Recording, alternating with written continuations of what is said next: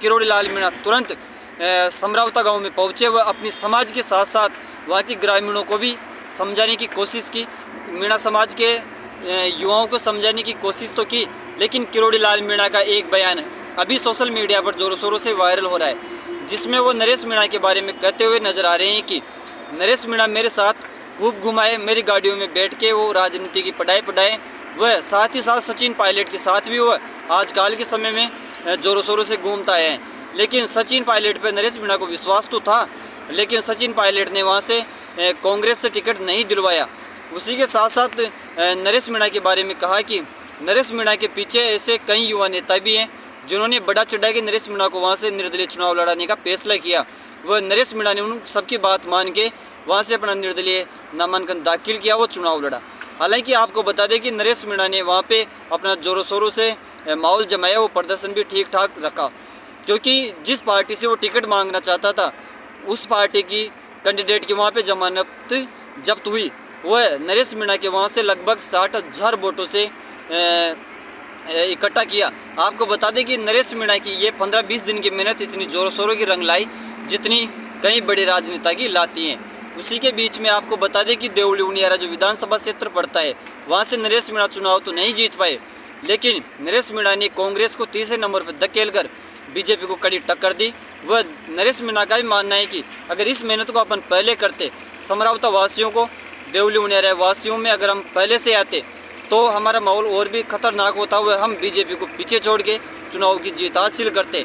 वो नरेश मीणा ने यहाँ तक कहा कि हम तो देवली उनियारा के गाँव के रास्ते तक भी नहीं जानते थे, लेकिन फिर भी हमारे साथियों ने, गरीब, दलित, शोषित, पीड़ित वर्गों ने हमारा साथ दिया। वो हमें 60,000 वोटों लायक तो समझा, वो 60,000 वोट वहाँ से दिए। हालांकि वो बात अलग है कि नरेश मीणा चुनाव हार गए, लेकिन नरेश मीणा का थप्पड़ कांड वीडियो वायरल इतना जोरों शोरों से वायरल हुआ जैसे कि कोई बड़ा राजस्थान के अंदर हंगामा हो। आपको बता दें कि नरेश मीणा का थप्पड़ कांड वायरल होने के बाद किरोड़ी लाल मीणा वहाँ पे पहुँचे। वो अपने समाज के युवाओं से, नरेश मीणा के समर्थक जो थे, वो वहाँ के विशेषकर समरावता गाँव वासियों से भी समझाने की अपील की कि आप ऐसे भगदड़ नहीं मचाए तो ये अच्छा होगा, क्योंकि जो सरकार है, आपका अधिकार है कि आप अपना अधिकार लेने के लिए कुछ भी आंदोलन कर सकते हैं, लेकिन सरकार की जो प्रॉपर्टी है उसको आप ठेस नहीं पहुंचा सकते।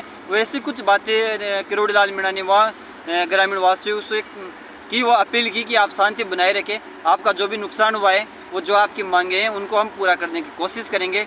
मैं मुख्यमंत्री भजन लाल शर्मा से भी इसके बारे में बात करूंगा, वो जल्दी से जल्दी आपको न्याय दिलाऊंगा। लेकिन आपको बता दें कि नरेश मीणा का थप्पड़ कांड के पीछे भी कई ऐसे नेता हैं जिन्होंने अपनी राजनीति चमकाने की कोशिश की। विशेष तौर पर हम किसी का नाम तो नहीं लेना चाहते, लेकिन आपने सोशल मीडिया पर देख लिया होगा कि कौन कौन से ऐसे नेता थे जो नरेश मीणा का पक्ष का भाषण देके या पक्ष का बयान देके या विपक्ष का बयान देके अपनी राजनीति चमकाने की कोशिश तो की, लेकिन अब वही राजनीति चमकाने की कोशिश पक्ष विपक्ष के अंदर बट गई। 7 विधानसभा सीटों पर चुनाव हुए थे, उनके फाइनल नतीजे 23 नवंबर 2024 को सबके सामने आ गए।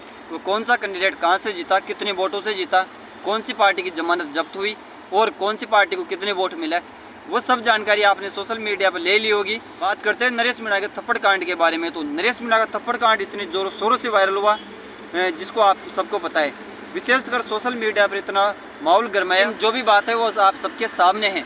अपन बात करते हैं किरोड़ी लाल मीणा ने क्या भाषण दिया जिसकी वजह से हनुमान बेनीवाल को भी शायद गुस्सा आया होगा। आपको बता दें कि किरोड़ी लाल मीणा ने नरेश मीणा के बारे में कहा कि नरेश मीणा मेरे साथ रहता था, मेरे साथ गाड़ियों में उठबैठ करता था, वो मेरे साथ घूमता था, वो मेरे को भी अपना गुरु मानता है। साथ में ही सचिन पायलट के बारे में भी कहा कि सचिन पायलट को भी वो अपना गुरु मानता था। मैंने कहा कि वो हमारे साथ राजनीति के अंदर घूमता था और हमसे शिक्षा लेता था, लेकिन अभी जैसे ही चुनाव हुए हैं वो हनुमान बेनीवाल के साथ घूमने लगा। वह हम दोनों के साथ साथ हनुमान बेनीवाल को भी अपना गुरु मानता है। वह कहा कि हम दोनों ने तो नरेश मीणा को समझाने की फुल कोशिश की, वो तो हमारी बात तो नहीं माना। हालांकि वो हनुमान बेनीवाल की बात मान जाए तो अलग है, लेकिन हनुमान बेनीवाल उसको क्या समझाएंगे। खुद हनुमान बेनीवाल कहते हैं कि एसडीएम को एक नहीं 3-4 थप्पड़ मारने चाहिए थे।